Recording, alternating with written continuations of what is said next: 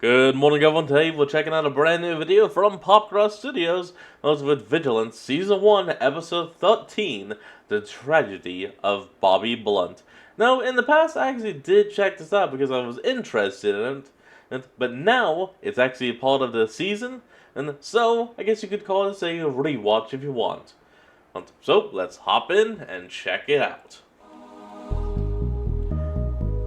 A great way to inspire people to make positive change is to share with them stories of others who have gone through great struggles and come out the other side as better, happier people. That's still true. If that was the intention of this story, then it would likely focus on Bella Blunt. Bella's parents were killed in a car accident when she was young. She was then raised by her aunt and uncle while her aunt ran a small-time criminal organization. She was frequently surrounded by people who saw the world as a place where you need to take what you can take and step on whoever you must to get it. Truly a shame. Bella managed to stay strong and keep herself from falling into this same lifestyle as those around her. She had missteps early on, but saw where the cynical nature surrounding her could lead and took the necessary steps to not follow that same path. She eventually grew up to become a librarian who ran free events for children from low-income houses and always made sure to share lessons with them of how they don't have to let their current circumstances determine their future. But while Bella does have a truly inspiring life and story, it is admittedly not nearly as interesting as the tragedy of Bobby Blunt. So, instead of following a truly inspiring person for this tale, we'll instead follow Bobby along the path that Bella avoided. Let it serve as a cautionary tale of what can happen when you don't learn to spot and stop your own self-destructive patterns, ones most often ingrained in you as a child, without you even realizing they're there. The blind hunger for acceptance and praise from the ones that would never give it. Bobby was the son of the aunt and uncle that would raise Bella after her parents' deaths. Bobby's father was a loving and caring man who worked hard to earn an honest living in case his wife was ever caught in her criminal ventures and lost all the money she earned illegally. Bobby's father was kind and sweet and supportive, but Bobby barely paid him any attention. He was always more obsessed with getting his mother's approval, which was given very, very sparingly. Garosa Blunt believed that even children needed to prove their worth. Garosa? At a fairly young age, Bobby quickly got down to trying to prove his own. At age 12, he saw a video of a stuntman showing how stunt people take car hits in movies. Bobby watched it over and over and said, "Hey, I could do that." He got the youngest member of his mom's crew, Gib, to drive his car at Bobby slowly in an abandoned parking lot a bunch of times so he could practice getting hit by it. Gib thought it was too dangerous, but Blunt was convincing, and Gib always liked helping Bobby out. After a few days of practice, Bobby started going to a narrow back alley street near his home where the speed limit was technically 20 miles per hour, but... and by getting hit by them but surviving, he would be able to scam them out of money. People often exceeded that by a fair amount. Bobby would then wait for a car going faster than it should, toss his ball out in front of it, then leap out and get hit by the car. The first few times he did it, he then said he was going to tell the Protection Bureau on the person for speeding. He even once told a man who'd hit him that his dad was a pro boxer, and he'd come beat the man up. But regardless of what he said, his intent was the same: to extort money out of the person in exchange for keeping quiet. I'll keep quiet. Bobby got a fair amount of cash out of the first few times he did this, and even more bruises and cuts. He brought this money to his mother. Now, you'd hope even a hardened criminal would show concern for her son's well-being after getting hit by multiple cars. No. That would be us expecting this criminal to also be a good mother. Oh, that is an extremely rare mix. Does happen, not often enough. But if you expected that, then you don't know Garosa Blunt. She instead said, "If you're gonna get hit by cars, you should at least get a lot more out of it than a few $100. The next time Bobby went out, he waited for a particularly expensive-looking car. The same routine then went down, but instead of extorting money, Bobby was just distracting the driver, who came out to check on him. Gib then ran over, got in the car, and drove away with it. Oh, God. They planned to bring it to Bobby's mom together, but first decided to take it back to Gib's dad's garage and tune it up a bit, and get rid of the dent Bobby's body had put in the hood. Gibb was an Clever. aspiring mechanic who regularly used the money he earned as a part of Garrosa's crew to buy parts for old cars and bikes and soup them up. He even tried making some of his own original inventions with the aid of his gift of electrokinesis. Oh, wow. Like 22.2% of people in the world, Gibb had developed natural superhuman abilities. He could conduct green electricity from his fingers, which he'd use on occasion to try charging up machines he was working on. That day in his garage was also the first time Bobby got a taste for invention as well. After that day, he'd get Gibb to teach him everything he knew. Then Bobby would go on to learn far more on his own.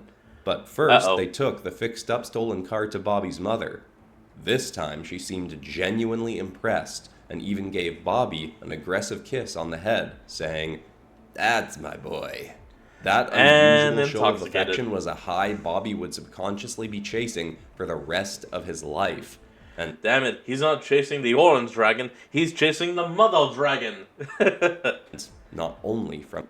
just to kind of clarify that, back when there was a whole lot of, like, opium dens in, like, the 1400s or something, and the people that got high would be said to be chasing the orange dragon. Which, if you actually think about, does kind of make a little bit of sense since, like, opium powder was kind of described like an orange color. His mother. I think. Bobby and Gibb tried expanding their carjacking scheme, with Gibb even trying to get in on taking the hits. Unfortunately, well, he wasn't nearly as good at it. Skip the gory details, and soon enough, Gibb had a mechanical augment arm where his own right arm had once been.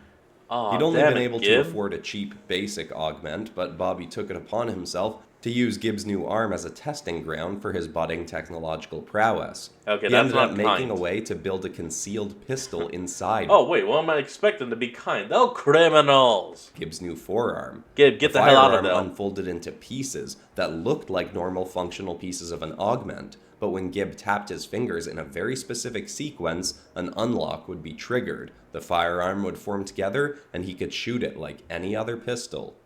Completing that weapon, then showing it to Garrosa Blunt was the second time Bobby felt that high of her affection.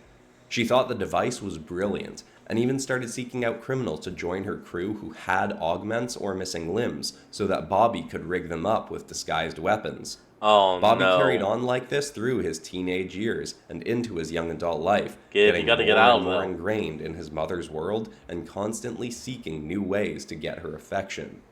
He often sought this through new inventions he'd work on with Gibb, and sometimes they'd result in praise. But other times they still weren't good enough for Garrosa to care. Damn it. Every time she disapproved, though, that just made Bobby more desperate to make something better. Well, he could have been getting joy and satisfaction out of the incredible things he was inventing. He only felt they had worth when his mother said so. Sadly, during this time, Bobby also went on a few robberies and jobs with his mother, and saw her, as well as her allies, killing security guards and even innocent bystanders without giving it much thought. Aw, damn! He'd even been with her when she punished those who leaked information on their group to the Protection Bureau or to other gangs. Don't be like this. Even if it had happened accidentally, Garrosa Blunt always made a point to show that she was not a merciful woman. It scared Bobby at first, but eventually just became a common sight. Enough so that one day he'd start killing himself. He felt a foul churning in his gut after the first time he did it, but only until his mother gave him a kiss on the cheek and said, "That's my boy." You see, there were genuinely good things Bobby was doing in this time. The skills he was honing as an inventor were miraculous, and collaborating with Gibb did make him genuinely happy. But the praise he got from his mother was so much more directly linked to the bad things he'd do. Bobby, listen, if you just back away now, you don't have to become her. You don't have to do what she wants.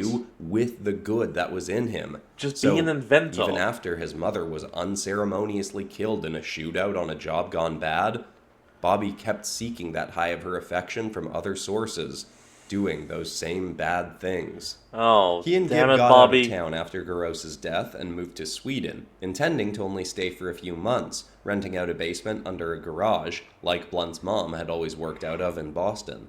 His caring cousin Bella had come to visit him there once early on, hoping he'd take his mother's passing as a sign to start down a more honest path.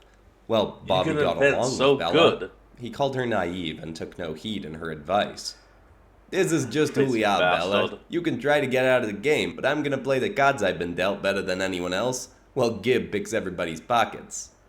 Bella would return home, but Bobby and Nothing Gib can stay be in done. Sweden would end up much longer than expected.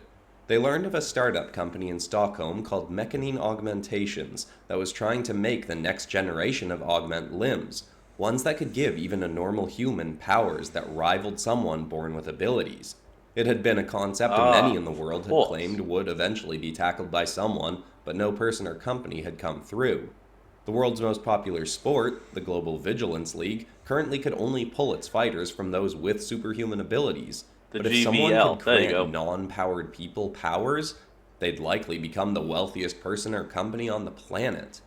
Currently, the only way a non-powered person could gain abilities was by bonding with a unique breed of creature on the island country of Unitalia, It's just a called a Bionite. Bionite. Bionites had supernatural abilities and could physically Look, I'm not upset that it's constantly being resayed, but you know, you could literally hop into any of these episodes and learn about them. So when you're going through each and every one in a row like this, it does become a little annoying, I guess. But we're nearing the end of this. We're almost done. And after today's episode, there will only be 4 more days, and then we'll be officially done with Vigilance Season 1. Merge with their bonded partner to grant them those same abilities temporarily. But currently it was believed by most that the only way to safely make one of these bonds was by using an expensive device called a bond band, Which was a produced lie. by the Averitt Corporation. Most people could not afford one of these. This was another reason power from augments was such an appealing notion. Bobby looked into the woman running the startup, Sikter Godava, and found Sikter that she was Godava? already loaded from a previous business that she'd sold for a hefty sum. He said they should show was the her some of business? the best augments they'd adapted to see if she'd buy any of them. Gib thought it couldn't hurt, so they cleaned up Gib's arm, which now had multiple weapon attachments, totally undetectable unless you knew what you were looking for, and brought them to Sikter. She did show a slight degree of intrigue in them, but said they were the wrong kind of upgrades. She wanted to give people genuine superhuman abilities, not just True hidden powers? weapons. After that meeting, Gib True thought powers. it was no big deal, that they'd tried and failed and could move on. But Bobby had instantly become obsessed. Oh, He no. needed to make There something it good goes. enough to impress Sikter. If the only thing that would impress her was an augment that could give someone abilities as good as the ones some people were born with, then why not make an augment that could give someone those exact kinds of abilities? Bobby But how started would you do researching it? the genetic and I cellular know how. differences between powered and non-powered people. Through that, he came across some interesting stories about corpses of some superpowered people being labeled as dangerous biological weapons because their enhanced cells could be triggered into activating their abilities up to 3 weeks after they had died. Really now? Bobby then speculated that those cells could be harvested and interesting. repurposed to grant those same powers as the deceased person to someone through an augment. Gib thought it was a big shot in the dark, but was always willing to gonna be help a Bobby. dangerous shot. So they went and robbed the grave of a recently deceased person with cryokinesis. Bobby took samples of blood, Cryo, the ice power that Bobby was using in the previous video. tissue, bone marrow, skin, and more types of cells.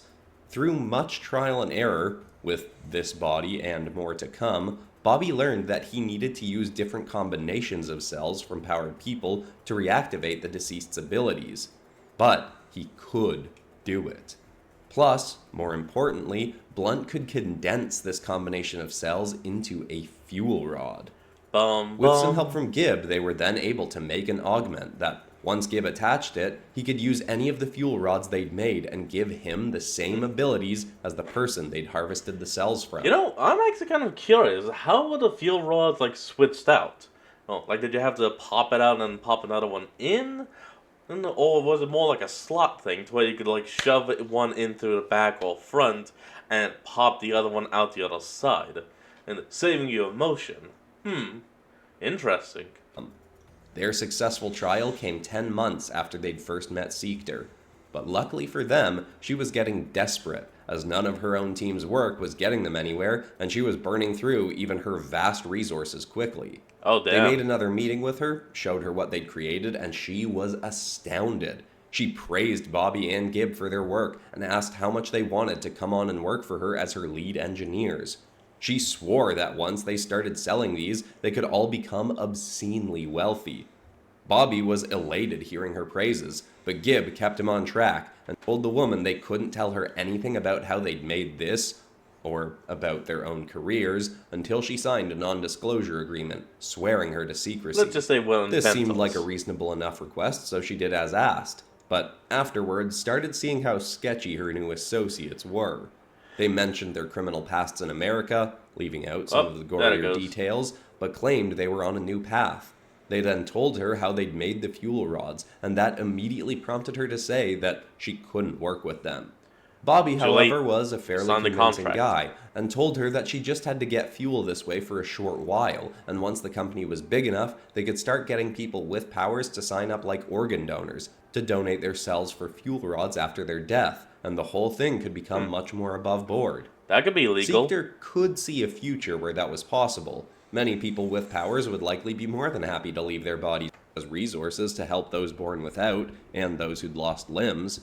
If it were earlier in her venture, she likely would have refused, but she needed a win, she knew her intentions were good, so she agreed to the process. Oh, no. Both Bobby and Gib came on as high-paid contracted workers, under the table. They'd acquire the bodies, do the harvesting of cells, and provide them to Mechanine. And the fuel rods. They also sold the blueprints for the augmentations that the fuel rods worked with to the company, even letting Seekter claim that they'd been created by her own in-house inventors.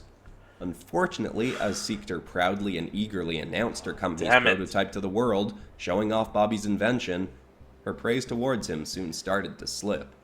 Bobby and Gib were having a hard time finding easily accessible bodies to harvest cells from, and she started getting frustrated with them for not having more fuel for the first launch of products. Oh, the pre-orders had sold out in minutes, and they didn't even have as many viable products as they'd claimed because, well, the arms and legs were built and ready, there were not enough fuel rods for them all.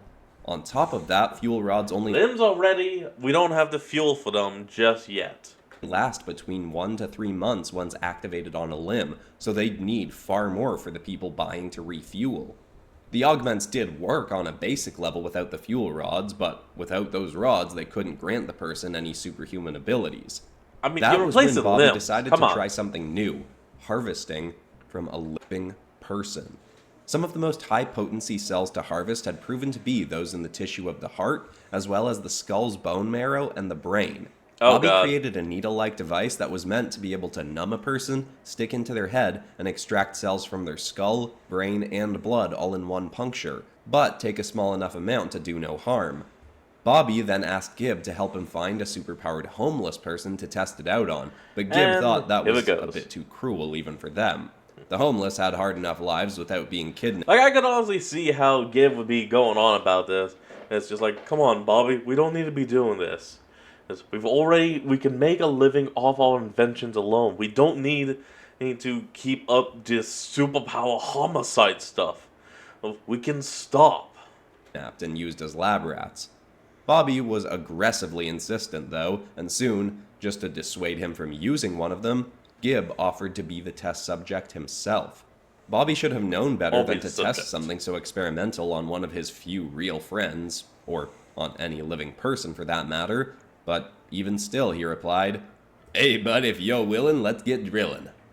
He activated the device on Gib's head and stuck it into him. And Gib started hyperventilating as soon as the needle went in. He said it didn't hurt that the numbing had worked, but that he felt an overwhelming sense of fear and panic. Even though he couldn't physically feel much, it was like his mind and body knew something was horribly wrong. Oh, no doubt! He started shaking, and Bobby tried to hold him still. The process took 5 minutes of Gib on the brink of collapse the entire time.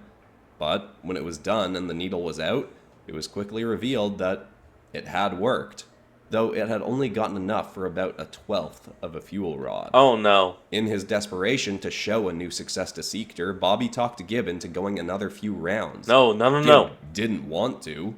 It freaked him out in a way he still didn't even really understand, but as always, he did want to help Bobby out. No, Gib. Help him by He agreed to not. go through the next 11 rounds over the course of 2 days to make a full fuel rod from his green lightning powers, but Bobby talked him into doing it all in 1 day. No! Though they didn't end up getting to the 12th round. On the 10th round, Gib did actually collapse just before the process was done. Bobby waited until the needle retracted itself, then tried to playfully smack his friend awake. But Gib didn't wake up. Bobby was horrified. He had just killed his closest friend. This was one of the... Bobby, you bastard, do you see what you've done now? Oh, you've killed the only person in your life that actually cared for you. Oh, and all for what? Also, what are the chances that Gib is the past life of Champagne? You know. Anyone else think of that? I'll check the comments afterwards. Those awful moments in life that slaps you in the face and tries to force you to see who you are and where you've taken yourself. Some will take it as a sign that they are on the wrong path. But others, like Bobby, will simply take the hit as proof of how cruel life is and continue on down. He kept moving forward instead of even Bobby then back. harvested as much as he could from Gib's body, but kept those fuel rods for himself to not arouse suspicion when he told Seekter that Gib had decided to back out of their work and go home to America. Without Gib to dissuade him from doing so, Bobby then started doing as he'd first planned for harvesting from the living. He went and kidnapped homeless people with abilities to use his device on. Seekter learned what Bobby was doing, but tried to pretend she didn't know. She'd come so far and swore to herself whatever Blunt was doing, it was all for the greater good, that she was giving to the world more than Blunt was taking. Eventually, a few of her biggest investors found out what was happening, and most of them claimed they were going to keep their mouths shut and just press on. One, however, said he was compelled to go to the authorities about Blunt and what the company was doing, I'm pulling my funding. unless his investment was returned tenfold as a fee for his silence. This was mentioned to Bobby, and, well, he showed Seekter and the other investors what Garosa Blunt had taught Bobby to do to snitches. Yep. After that, Blunt made more harvesting devices and hired other criminals to do the work for him so he could keep his hands cleaner at a distance. During this time, Blunt even decided that he wanted one of these augments for himself. He likely could have made one to go over his arm, or leg, or head, but he'd always liked the idea of having a completely concealed weapon as part of his body, like Gib had had for so many years. And so, as we must do so many times in his story, skipping the gory details, Bobby removed one of his arms and replaced it with an augment. His own unique one was better than those he'd sold to Mechanine, as his could hold up to 3 fuel rods and activate 3 different abilities at once. He also made it small enough that he could conceal it under a rubbery, skin-like sleeve that made it look as though he still had his normal arm. That's what we saw. It didn't quite feel like flesh, so he often avoided shaking hands with people.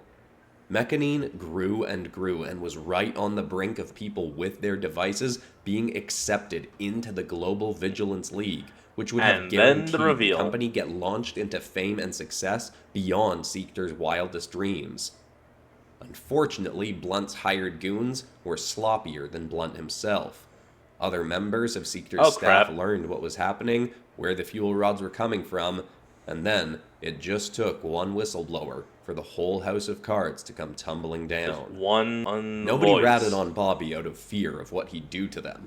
Bobby himself repeated an old pattern, leaving the country and subconsciously looking for a new figure to gain approval from through his inventions and work. He moved to the island country of Unitalia, mainly to get some more sun in the warm climate, but this would coincidentally lead him to his next employment offer. Blunt was tracked down by a man named Choyo McCade. He worked for the Averitt Corporation, and with their connections and vast resources, he'd actually been able to learn just who Bobby was and what he'd done for Mechanine. Instead of finding Blunt to threaten him or blackmail him, though, Mr. McCade came with an employment offer. He wanted Blunt to develop for them a version of his augments that was fueled not by human cells, but by Biunite cells. Mr. Yep. McCade proposed that if Animal Bobby culture. could harvest the cells of superpowered humans, he could likely also harvest cells from the superpowered creatures of Unitalia. Mr. McCade said Blunt's work would be kept under wraps, and he'd be paid handsomely for his research, under the table. McCade said that, if this worked, they'd find a humane way, or at least acceptable enough to the general population, to harvest Bionite cells later on. Like, But, how? in the meantime, Blunt was told to use whatever means or force necessary, so long as he never revealed to anyone who he was working for, as they'd deny any connection to him. Blunt was intrigued by the challenge and thought And that's actually what we saw happening back in episode 10. McCade's proposal made sense, so he used the power of his own augment to capture and restrain a Bionite and used his harvesting device on it, unfortunately proving that it was possible. In fact, Bionites could survive far more rounds with the harvesting tool than humans had been able to. Not only that, but by studying the Bionites he captured, he found that their unique biology, having the ability to warp and transform to merge with a human, could be utilized in far more interesting ways than had been possible with human harvested cells. The device he started developing was far beyond that of anything he'd made before. I don't doubt that. He didn't fully understand what he was doing or how it was possible, but by fusing Bionite cells into the metal of a custom augment, the creation could transform almost like the metal was melting and move over different parts of a person's body. Similar to how a Bionite can be replacing and enhancing a person's arm 1 minute, then their leg the next. He showed the prototype of this to Mr. McCade and a few higher-ups at Averitt who were in the know, and they were absolutely floored. Their pupils may as well have transformed into dollar signs. They all rushed to make ads and PR pushes to shift public perception on augmentation users, which had been so damaged after the Mechanine Augment court trials, and planned to launch these devices, codenamed Biomechs, in a few years, swearing it would be even bigger and more profitable than their bond vans. I just thought of someone. What the hell is Hank Hill? We need him to say, "Damn it, Bobby!" Blunt would have liked the project to be rushed out faster, but Averitt wanted to wait to make sure the reveal was far enough from the Mechanine debacle as necessary to ensure the biggest launch possible. In that time, Bobby harvested more Bionites, made more prototypes, and eventually got a bit bored. He started going out, getting in trouble, and drawing too much attention to himself concerning the higher-ups at Averitt. You idiot! To try and keep him busy, Mr. McCade offered Bobby some other work that utilized his lack of morals to the corporation's advantage. About a year before they planned to announce Biomechs to the world, some kids in Unitalia started making a big scene in the middle school and high school Unitalia Vigilants tournaments that was bad for Averitt's business. These kids were bonding with Bionites without bond bands, and proving to be incredibly effective fighters, beyond that of people who used the bands.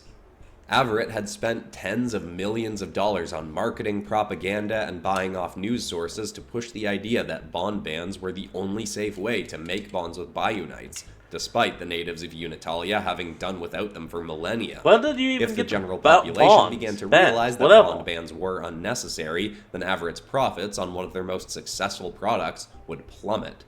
They needed Blunt to get, or create, proof that these kids bonding naturally were putting themselves and others in danger. Oh, there it is. It was a task beneath his skill set for invention, but still desperate for approval, and feeling a bit bored, Bobby agreed. Unfortunately, some of these clever kids would get the better of Blunt and out him as a criminal with a now illegal Mechanine Augment arm to the authorities. A hunt was started for him, and Blunt was literally captured by a very determined Protection Bureau officer named Trayton Fuego. The officer had found and invaded the garage basement Bobby was working out of, and got some evidence of what Bobby was doing in Unitalia, That's revealing Averitt's affiliation with him. Mr. McCade chewed out Bobby for this and told him, "You are not needed here anymore, Blunt. We'll wire you your percentage every month for the Biomech profits, but besides that, go hide somewhere. Keep out of trouble and shut up. We don't need you to give the Protection Bureau any more evidence leading them to us." Oof. Unfortunately, having his new source of approval so furious at him just made Blunt all the more furious himself at the kids who'd outed his actions to the authorities. He was even more desperate now to get the evidence Averitt had wanted, that natural Bionite bonds were dangerous. He kept spying on these kids from a great distance, and learned that one of them Camille Hadzia was going to make her Vigilance debut at an event called the Unitalia Vigilance Exhibition Tournament. Oh, wow. Upon further investigation, he found that even more of the kids he'd been made to I honestly do love how each episode is continuing to build off the other. spy on. I mean, then again, if you don't do that, are you really telling a good story? Were attending as well. It was a new event, but astoundingly, it had been announced that some of the biggest names in the global vigilance scene were going to be in attendance, even the current global champion, Freya Sparks. On top of all of that, wow. One of the two tournament organizers was the sister of that pesky officer, Trayton Fuego. If Blunt could make naturally bonded Bayou Knights turn on their partners there, it would be news seen around the world and humiliate Fuego's family as an extra bit of added revenge. So Blunt got to work making preparations to hurt whoever he had to get the approval he was so desperate for. Approval he could find in so many better ways, but never decided to make the needed change to find them. Damn it, Bobby, no! So let Bobby's story be a lesson, because all this time, Bella Blunt has been off living a quiet but very happy and fulfilling life. Despite having a similar grim start to her tale, she forced herself off the dark path early on, and Bobby just descended farther and farther along it. Fell down Perhaps the hole. in another life, given another chance in similar circumstances, he could have seen the light and made a change. When presented with better people, he could choose to surround himself with their kind and find approval from both within and by doing good with his gifts. And that's actually what happens. But if that was what Bobby had done, then his story would not be called The Tragedy of Bobby Blunt. Bum, bum, bum. Oh, and again, I will be checking the comments to actually see if anyone thought the same thing as I did, that Gibbs was the previous life of Champagne. I was very hesitant to tell a story this grim in Vigilance because this series is meant to be fun, uplifting, inspiring stories that help give people lessons on how to live better, more fulfilling lives and sometimes be happier you need a bit of dark, more authentic selves. To show the light. But I did think it was kind of an interesting change of pace to have a grim villain story worked in here. So I apologize for a bit of a downer episode in a series that's supposed to be uplifting, but I hope you all enjoyed it. And the next one is going to be very uplifting because it will be Freya Sparks Part 3. And if you want to see what may or may not be a much more upbeat reincarnation of Bobby Blunt, you can check out some of Benny Sharp's episodes in Multiverse Tales. But I love you all, I hope you all enjoyed this, and you can check out the next Popcross Studios video on Friday. Goodbye. Alright everyone, that's going to be the end of today's video, and I hope you all enjoyed this. Remember to like, comment, and subscribe for more. Link to the original will be in the description below, and I'll see all of you next time when we flick back on. Till then, this is Fox, signing out. Peace.